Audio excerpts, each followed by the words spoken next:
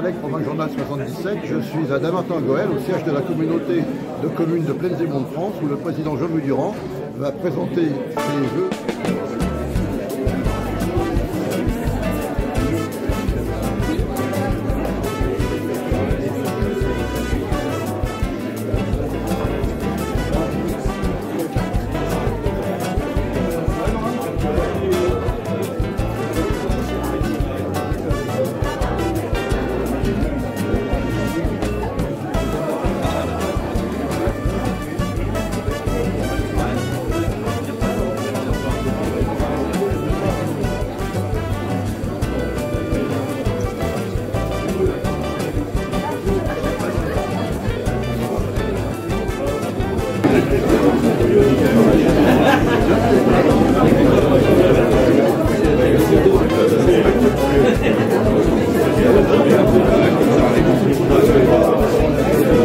Avec des antennes, etc. Et puis on a commencé à ouvrir deux antennes, une à Messy et une à Nantes. Mais ça n'avance pas au niveau des médecins. Aujourd'hui, nous avons 4 médecins, une infirmière, une sage-femme, et on n'arrive pas à étendre notre offre dans les petites communes, dans nos antennes, faute du temps des médecins et de la disponibilité des médecins. Et donc, j'ai nommé Christine à ce poste pour qu'elle puisse redynamiser un peu la santé sur notre communauté de communes, parce que c'est pareil, on a une convention avec le GEF. J'ai d'ailleurs été très heureux de rencontrer le nouveau directeur, parce qu'on a une convention, mais depuis qu'on a signé, globalement, il ne s'est pas rien passé ou pas grand-chose. Donc l'idée, c'est de relancer ça, voir ce qu'on voulait faire, ce qu'on a fait, ce qu'on n'a pas fait, qu'est-ce qu'on peut faire pour finalement développer encore la santé sur notre territoire, et puis continuer à chercher des médecins, parce que pas de médecins, pas d'antenne, etc. Donc j'ai une liste pour un nouveau médecin, mais on en parlera. Pour l'instant, c'est pas fait, puisque c'est un médecin qui serait susceptible de nous rejoindre, mais qui vient de l'étranger. Dire qu'il y a toute la procédure de visa, de titre de séjour, de validation des diplômes, affaire à suivre. Ce qu'on a fait par contre, parce que ça, je crois que c'est fondamental, c'est que nos médecins ont tous été formés pour être maîtres de stage. L'idée, c'est d'accueillir des internes, de leur montrer comment la Seine-et-Marne est belle, et ensuite d'essayer de faire en sorte qu'ils viennent s'installer sur notre territoire, soit chez nous, ça serait parfait, mais soit en Seine-et-Marne, qu'ils soient chez nous, chez nos amis voisins, c'est pas grave, du moment que on améliore le sujet de la santé pour nos populations. En 2024, j'espère qu'on pourra ouvrir l'antenne de Nantouillet, parce que c'est pareil, les travaux sont faits, mais là aussi, bon, on ne peut pas faire travailler les médecins plus que ce qu'ils peuvent faire, donc bon, on verra. Sur la petite enfance, là aussi, on a un lieu parent-enfant, un lieu d'accueil parent-enfant qui s'ouvre à Fresnes-sur-Marne et Saint-Patu. Là, c'est pour accompagner les familles. Et puis, parce qu'il y a eu quelques petites turbulences, vous en avez peut-être entendu parler, on va moderniser le service petite enfance, réorganiser la coordination, de manière à ce que les agents, les parents et tout le monde puissent avoir le meilleur service possible, et les agents les meilleures conditions de travail possibles. J'en profite pour ceux qui se reconnaîtront de les remercier pour m'avoir fait confiance, puisque j'avais dit ce que j'allais faire et j'ai fait ce que j'ai dit. Je ferme la parenthèse. Ensuite, bon, on a toujours notre RPE itinérant qui fait des ateliers dans les communes. Ça, on va continuer, monsieur le président, et je compte sur vous pour encore développer et améliorer le service. Évidemment, je ne pourrais pas, et là c'est quand même un sujet sensible, mais je ne pourrais pas m'exprimer à cette cérémonie de vœux sans parler du SDRIF E. Parce que, on a bien compris, Monsieur le Président, le message pour moi est passé fort et clair. La Seine-et-Marne a été bien servie, pour pas dire très bien servie, peut-être on n'y arrive jamais. Mais pour nous, communauté de communes, c'est comme un peu nos voisins, le compte n'y est pas. C'est-à-dire que si j'enlève la demi-pastille, les 10 hectares qu'on nous a donnés pour compenser la construction du collège de Charny et de la gare routière, des équipements sportifs, etc., c'est 10 hectares, mais en fait, globalement, nous n'en avons besoin que de 5, et les 5 autres sont perdus. Et ensuite, il y a une pastille sur Saint-Patu, je crois, et puis c'est tout. Ensuite, il reste 32 hectares qui seraient à mutualiser. Mais comme on est sur le mode de 2021, pardon d'être un peu technique, peut-être que ces droits à construire sont déjà utilisés, donc ils n'existent pas. Ce qui veut dire que nous n'avons rien. Et que lorsque les 17 communes de Plaine-et-Mont de France ont rejoint la communauté d'agglo de Roissy-Pays de France, on a perdu la fiscalité économique, 95% des recettes. Et qu'aujourd'hui, nous sommes financés par les impôts des habitants et non la fiscalité économique, ce qui prévalait au moment où on a créé les intercos. Ça veut dire que si tout ou partie de nos demandes ne sont pas retenues, ça va quand même nous poser un problème parce que là aussi, nos habitants ont besoin d'emploi, les collectivités de notre communauté de communes, les 20 communes et l'Interco ont aussi besoin de ressources. Et si on veut continuer à développer tout ce qu'on fait déjà, il va falloir qu'on trouve des sous. Donc, je pense que ça passe par là. Nous sommes raisonnables, me semble-t-il. Donc là, j'ai un vrai sujet parce que aujourd'hui, en l'état, le SDRIF E va à l'encontre des intérêts de la collectivité que je dirige et où nous sommes ce soir. Donc, c'est quand même un problème au moment du vote si l'aventure il se passe rien. Donc, j'ai rendez-vous bientôt avec Jean-Philippe du Moine Clément pour discuter du sujet avec lui. C'est un vrai sujet pour nous. Bon. Je ne parlerai pas de GEMAPI parce que là aussi, on a engagé avec nos amis de la communauté d'agglomération de Roissy, Pays de France, une étude, etc. On devrait avoir la restitution prochainement, mais les études, c'est bien, on va quand même continuer à travailler parce que il n'est plus question que nos populations, je pense à Annette, je pense à Messy, je vois le maire de Thieu aussi, plus question que nos populations ne dorment pas la nuit parce qu'il pleut un peu plus que d'habitude. Donc, on a un vrai travail à travailler sur les ruissellements, on a adhéré au PAPI pour notamment tout ce qui concerne les boucles de la Marne, etc. Bon. Enfin, ça, on va continuer, c'est un peu le chantier de 2024 en espérant que les premières actions puissent voir le jour. Ensuite, sur la protection de l'environnement, vous l'avez vu, en 2023, on a terminé la station de Vilvodet, elle va être livrée d'ici quelques jours. Bon, c'est quand même un investissement de 4 millions, un peu plus de 4 millions d'euros. Là aussi, on fait des efforts, on a fait de la réhabilitation à Annette-sur-Marne, rue du Général de Gaulle, hein. Mon cher Christian, mais bon, pour 953 000 euros, c'est pas rien. Sur Charny, bon.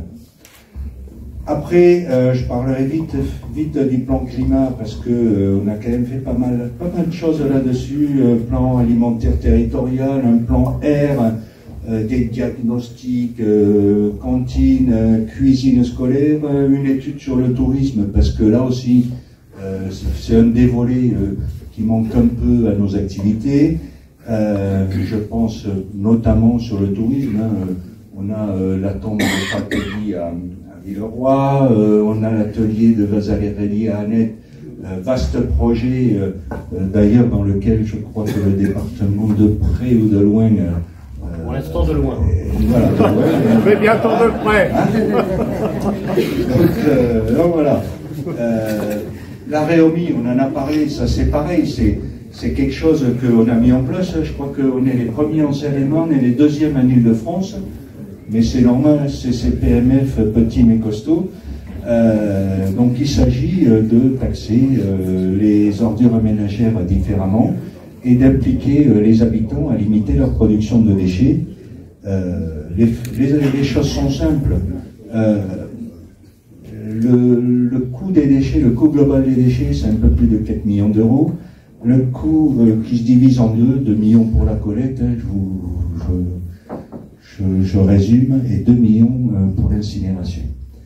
Et qu'est-ce qui est incinéré? Alors c'est lui, me dit Pascal, c'est oui, Pascal Hérault, il est chef des finances, mais président du SMITOM aussi. J'avais oublié, mon chef. Pascal. Un peu moins pour l'incinération. Alors, non mais 4 millions d'euros, 2 millions pour la collecte, ça c'est les bennes, et 2 millions pour le traitement des déchets, notamment l'incinération. Quand on regarde ce qu'on a dans les poubelles, nous on collecte à peu près 203 kilos par habitant. On a, je ne parle pas des biodéchets, à peu près pas loin de 130 kilos de déchets dans la poubelle grise d'ordures ménagères, 130 kilos qui devraient être ailleurs, dans le tri sélectif, borne à verre, etc., etc. Donc je vous fais cadeau des 30 kilos. Je prends mes 200, j'en enlève 100 parce que c'est bien trié. En plus, les biodéchets vont venir encore améliorer le sujet. Si j'en laisse que 100, ben, je prends 2 millions, je divise par 2, ça me fait économiser 1 million. Sur les 4, ça fait 25% qui pourrait permettre de faire baisser la facture. Donc, en travaillant encore et encore sur le sujet, on a sûrement moyen, aujourd'hui où tout augmente, de faire des économies à nos habitants. C'est la raison pour laquelle, depuis le 1er janvier, les habitants de Plaine-et-Marne de France paieront non plus la taxe d'enlèvement des ordures ménagères, mais la redevance d'enlèvement des ordures ménagères incitative. C'est nouveau, c'est en Seine-et-Marne, c'est très bien. Les gens du voyage, vaste sujet, monsieur le maire de Saint-Patu, hein, les campings sauvages et tout ça. C'est un vrai sujet sur lequel on travaille, on s'est engagé auprès de l'État et merci monsieur le sous-préfet parce que vous nous avez aidés. Il n'y a pas encore si longtemps, on avait une dérogation qui permettait d'accélérer les processus d'expulsion, mais malheureusement un contentieux a fait tomber les choses. Ceci dit, on devrait quand même pouvoir être conforme assez rapidement puisque aujourd'hui dans le schéma nous avons l'aire de Saint-Patu et les jardins familiaux. On travaille sur les jardins familiaux et on avance à grands pas. Et ça veut dire que j'espère qu'à la commission départementale du mois de février, nous n'aurons plus l'aire de Saint-Patu et qu'enfin, dans un avenir relativement proche, on va dire, on va donner un an, allez, je vous fais ça au vœu 2026, on aura réglé le problème et on sera conforme. Je pense que c'est important parce que là aussi, c'est un vrai fléau pour nos communes, on le voit bien, et surtout les coûts. Alors déjà, quand ils sont là, ça énerve les habitants, mais quand ils sont partis, parfois ça engendre des coûts qu'on n'avait pas prévus. Je sais si, à Plaine-et-Marne de France, nous, on est sûrement l'interco la plus pauvre de Seine-et-Marne, donc l'argent est rare, on va dire cher. Bon, on va travailler aussi sur la mutualisation des services. Alors, on a commencé avec le CTG, un contrat territorial global, c'est ça. Bon. On va voir comment on peut aider les petites communes avec les finances, l'informatique, la communication, et puis dans la collaboration avec les communes, on a quand même la gare routière de Charny, qu'on a réalisé dans les temps, hein, puisqu'elle a été livrée à la rentrée du collège en mois de septembre, et on est en train de construire le gymnase et les équipements sportifs, gymnase qui devrait être livré à la rentrée prochaine de 2024. tout cas, c'est bien parti, tout a bien démarré. Bon, sans mal, on a eu quelques petites péripéties, mais là aussi, c'est quelque chose qui est porté par la communauté de communes hein, pour un montant de 3 500 000 euros. Mais on a les subventions et ensuite, quand tout sera terminé, on passera les emprunts à la commune qui soit gardera l'équipement et remboursera les emprunts, soit fera un syndicat, comme ça existe chez nous, un syndicat du collège. Bon. Très vite, parce que je sais que Monsieur le Président... Non, ça va prendre non, mais bon, le soir d'un anniversaire, je peux pas... Ça dépend de l'âge. Mais sinon, je te ferai un certificat médical. Bon, vous avez vu que cette année, on a un peu plus décoré, on va beaucoup, on a déjà commencé à travailler sur la communication, et notre nouvelle directrice de la com, celle qui a l'appareil photo qui est en face de moi, là, elle est arrivée en septembre, donc il y a eu quand même la communication sur la Réomi, Octobre Rose, etc. Et c'est vrai que elle a déjà fait beaucoup, mais on va faire mieux l'année prochaine. Et je vois que ça sera le maître mot de 2024. Je ne sais pas qui a mis ça, je crois que c'est toi, Caroline. Donc, elle a vraiment bien fait d'arriver chez nous, parce que c'est vrai qu'on fait beaucoup de choses, mais que finalement, nos habitants ou nos partenaires ont peu de mal des fois à voir ce qu'on fait dans les communautés de communes. On connaît bien la commune, on connaît à peu près le département, la région, n'en parlons pas, mais l'interco, c'est encore un peu nébuleux, quoique, mais on va vraiment travailler là-dessus. Après, évidemment, on a notre France Service, et vous l'avez vu dans le film, Monsieur le nouveau préfet de Seine-et-Marne, la Pierrerie, est venu nous visiter, hein, c'était très sympa. Monsieur le sous-préfet, vous étiez là. Là aussi, il y avait des locaux qui étaient un peu en sous-sol, ou en tout cas mal éclairés. Du coup, on a transféré le service en face. On l'a mis aux normes PMR pour pouvoir accueillir les visiteurs à mobilité réduite. Et je pense que c'était important, les locaux sont tout neufs, et puis c'est une particularité de notre France Service. On a des locaux ici qui sont permanents, mais on va faire nos permanences dans les communes et dans les mairies. J'ai insisté pour que ce soit comme ça, de manière à ce que on puisse rencontrer les habitants, mais le fait de les faire venir en mairie, ça permet aussi aux services municipaux de voir que telle ou telle personne peut avoir des difficultés, et ça nous permet de les identifier plus facilement. Donc, on va continuer tout ça, mais on va lancer deux nouvelles. Une sûre, l'autre peut-être. Ce qui est sûr, c'est qu'on va aussi pouvoir accueillir des sessions pour que ceux qui veulent puissent venir passer le code de la route. Alors, ça pourra se faire soit chez nous, soit dans les mairies sur rendez-vous, hein, c'est des boîtiers en autonomie, donc ça c'est possible.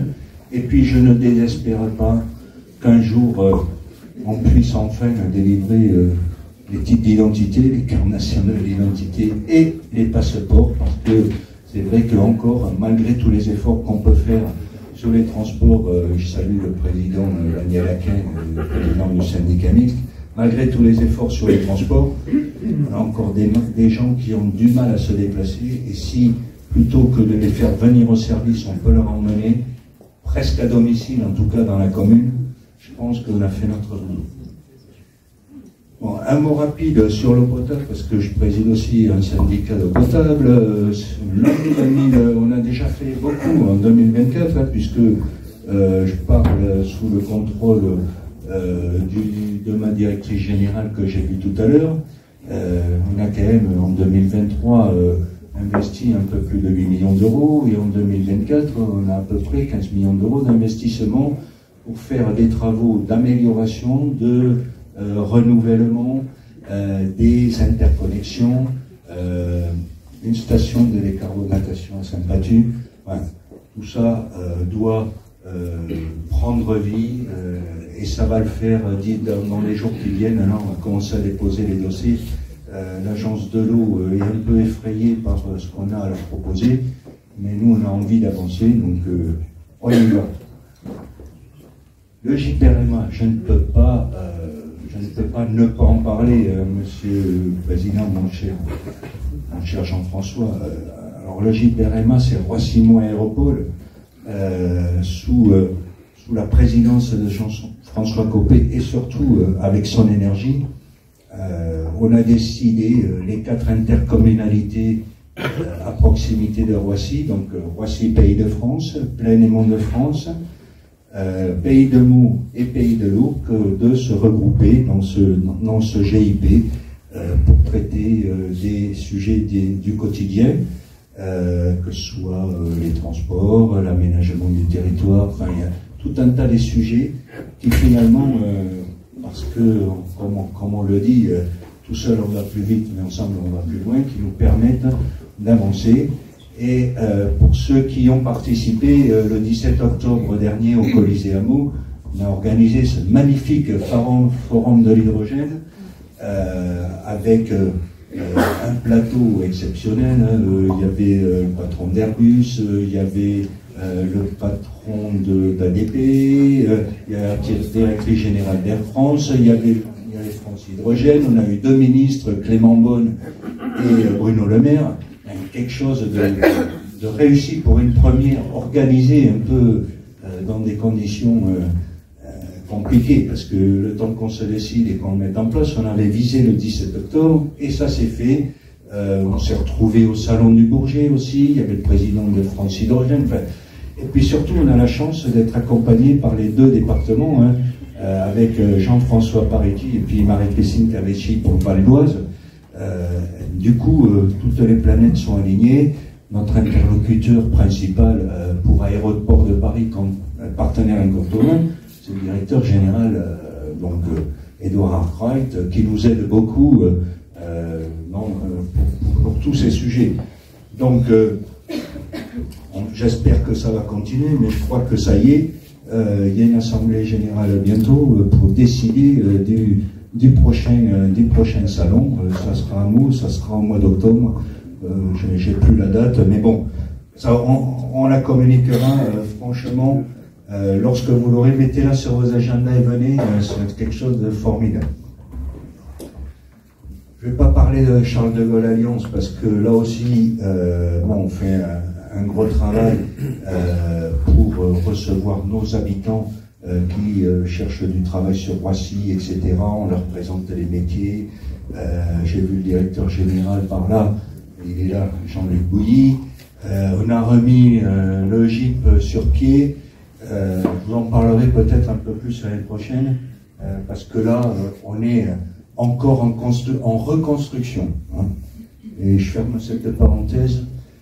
J'aurai peut-être l'occasion, si vous voulez des détails, de vous en parler, mais en aparté, parce que ce n'est le lieu ni l'endroit pour envoyer les fusées, n'est-ce pas? Ça a été fait il n'y a pas longtemps, mais pas là.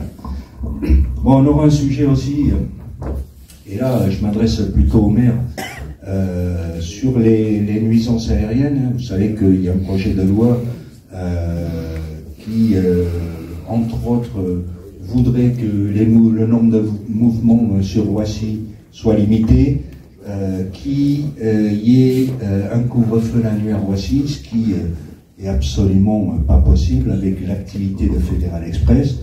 Et on ne va pas se mentir, hein, si demain on met un couvre-feu à Roissy, Fédéral Express, sont des anglo-saxons, n'auront aucun mal à nous dire on s'en va à Amsterdam, à Schiphol ou à Francfort. Donc il va quand même falloir qu'on regarde ça et que chacun, prenant ses responsabilités, on puisse éventuellement délibérer. Je le proposerai au Conseil communautaire, et si vous voulez, je vous ferai passer la délibération.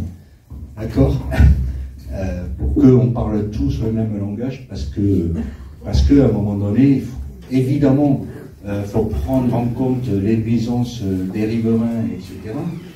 Mais il ne faut pas oublier que parmi ces riverains, il y a aussi des gens qui vont travailler à Roissy. Il y a un vrai modèle économique. Donc tout en prenant d'un côté en compte les nuisances et de l'autre côté le modèle économique, je pense qu'il y a un juste milieu à trouver Encore faut-il que chacun soit raisonnable, donne juste un chiffre. Les compagnies aériennes font des efforts. Par exemple, Air France investit 1 milliard d'euros par an pour renouveler sa flotte. Donc, attention à tout ça, parce que demain, on pourrait avoir de graves désillusions. Voilà, en quelques mots, ce que je voulais vous dire sur la communauté de communes. Évidemment, on va continuer, mais je garde un peu pour mon conseil communautaire parce que j'ai sur ma feuille des trucs dont on n'a pas forcément encore parlé, donc je leur laisserai la primeur de ces informations.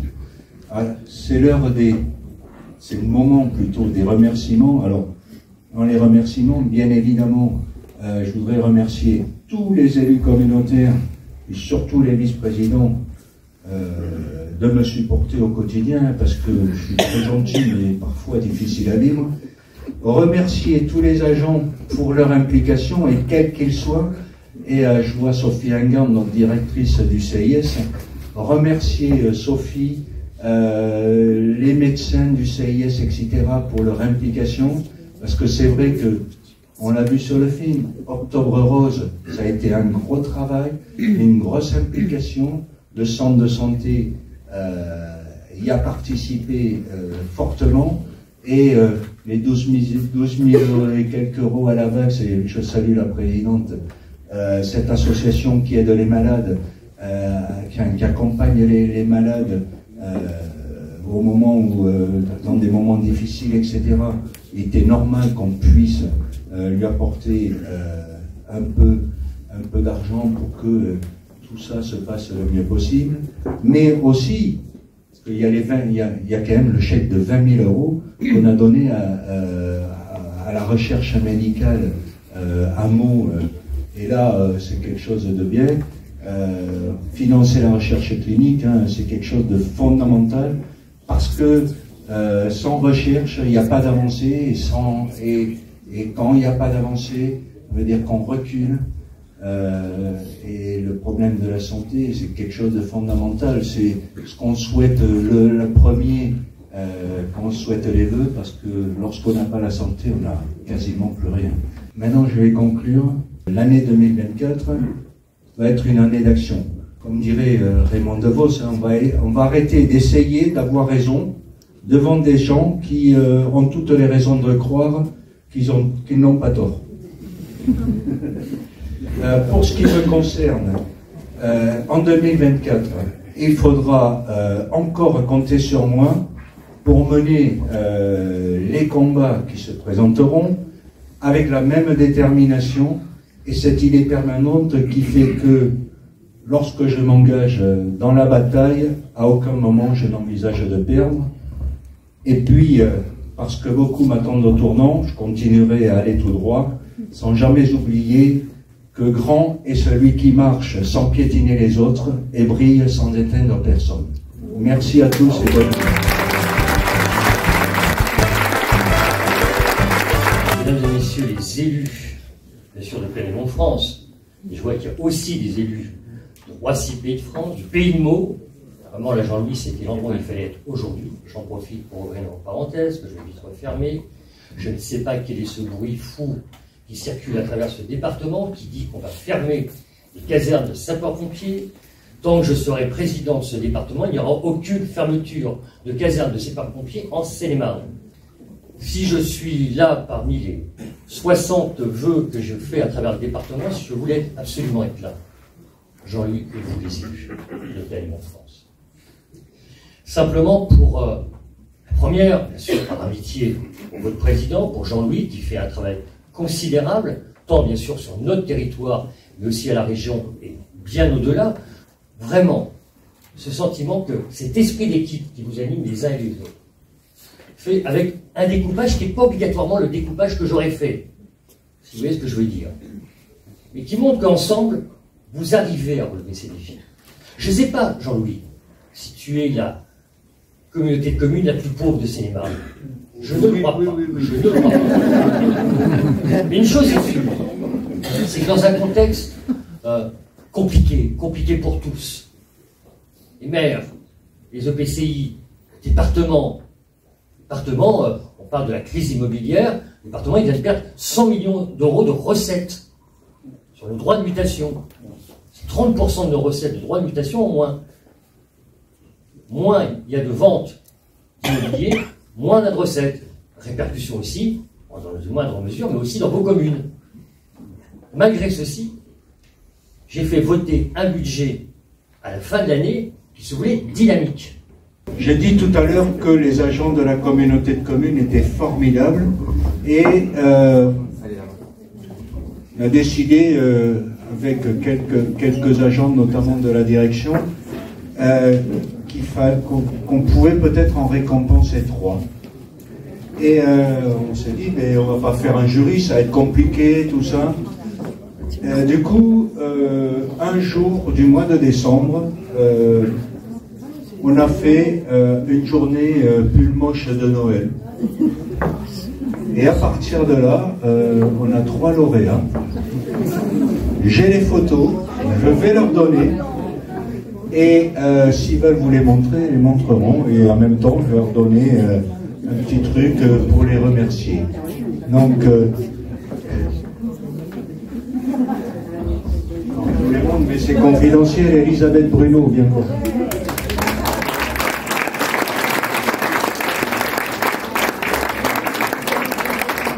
Donc c'est une petite boîte de chocolat pour prolonger la magie de Noël. Tiens, voilà ta photo.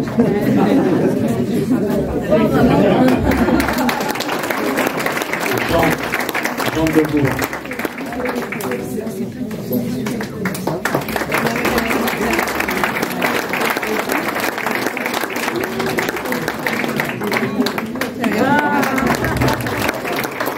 Et puis Catherine, j'écris aussi mal.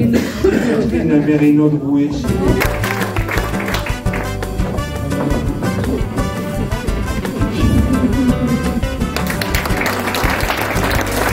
Voilà. Merci à tous. Merci.